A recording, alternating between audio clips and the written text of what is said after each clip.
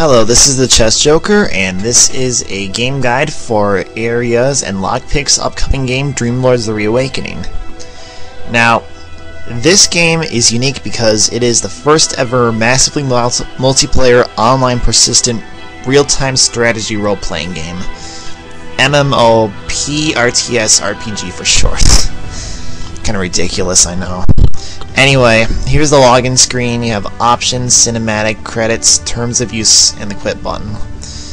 There's no cinematic right now, but I'm assuming that's going to change since this is the closed beta. So first thing we're going to do is log in. Now, login name and password should be the same as your Area Games account, so let's do that real quick.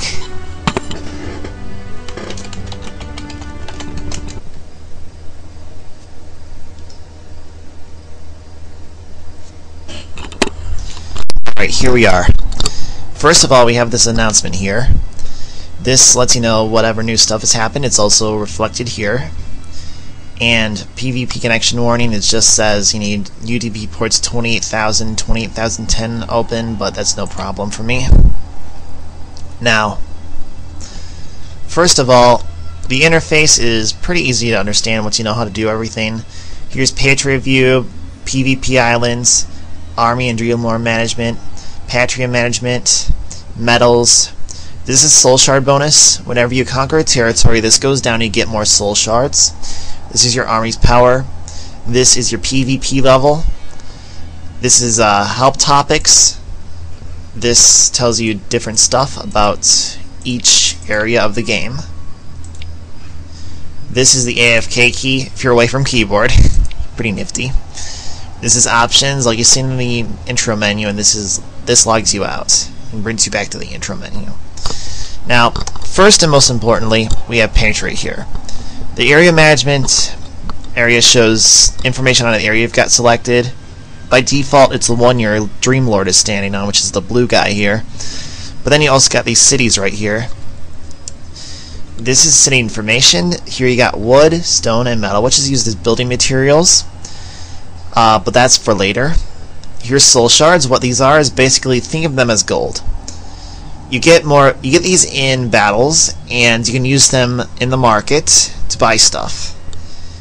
And then you have Gnosis, which basically affects the amount of followers you have. With more followers, your Dreamlord gets more HP and attack. So basically, their faith makes you more powerful. Now, as you saw, you select territories. You got your city right here.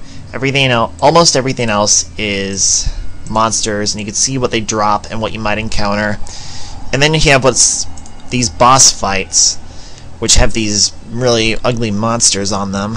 And then you have the treasure fights, which have these treasure chests with blue stuff in them, I'm assuming, which is Soul Shards. And then that's pretty much it for area view. Now you have player inspection. This allows you to look at players. We're going to use Loki as an example. He's a game master, which are always in blue. Here you have, he's a Nihilum, which is one of the races. You get to choose between Nihilum, Covenant, and Thule, each with their own advantages and disadvantages. Now, you can private chat with the player and ignore them, and even view them in 3D view. Now, he's pretty cool looking. Also, you have Patria ranking, which is how well you're doing in Patria. You have your rank, which is basically how well you're doing in the overall game. This guy's a Dream Governor. How many medals the person has, the PvP level of the person, the battle rating. The battles won this era and all eras. An era is pretty much 2 to 3 months. After that, the game resets, except for trait points and Dreamlord armor. Finally, you have eras played. You played 2 whole eras. Same applies for yourself. This inspects you. Now, if you have any medals, they appear here. Now, this is convergence information right here. And this is the name of the convergence. This is the members. And this is how many territories you've conquered. This is the bonus you get, which raises your efficiency for owning territories. And I don't know what this Warlord bonus is, but that might be important too as well.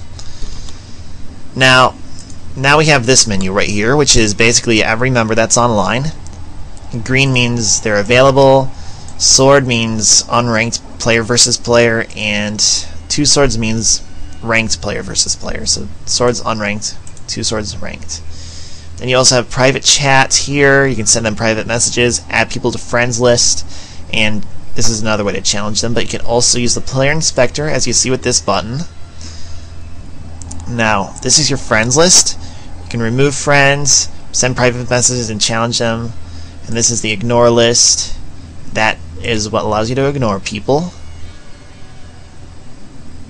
And this, I believe, clears their name from the list. This is the chat menu. You've got 5 different ones. If one is flashing, that means there's a new message there. Like, for example, let's go to the help menu. And this is for anybody who has a question about the game.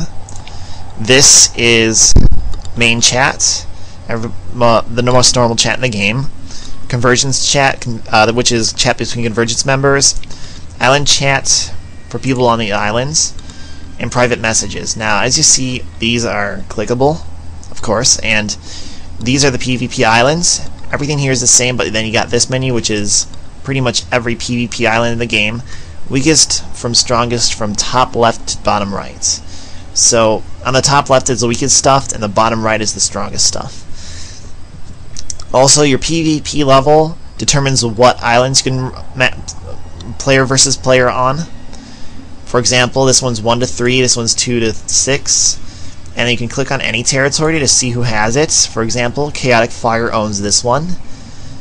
And if it doesn't have any owner, it just says no owner. Now you have borderlands and lands that are embedded by some sort of rock or something. So you have to start conquering these lands and then work your way up. You can also attack with the button as well. But anyway, here is Dreamlord Army and Management screen. Here's where all your equipment goes. This is for the Dreamlord, and this is for units. You can hire units from here and disband them with these 2 buttons. This is everything your units have equipped, and you can see their stats as well.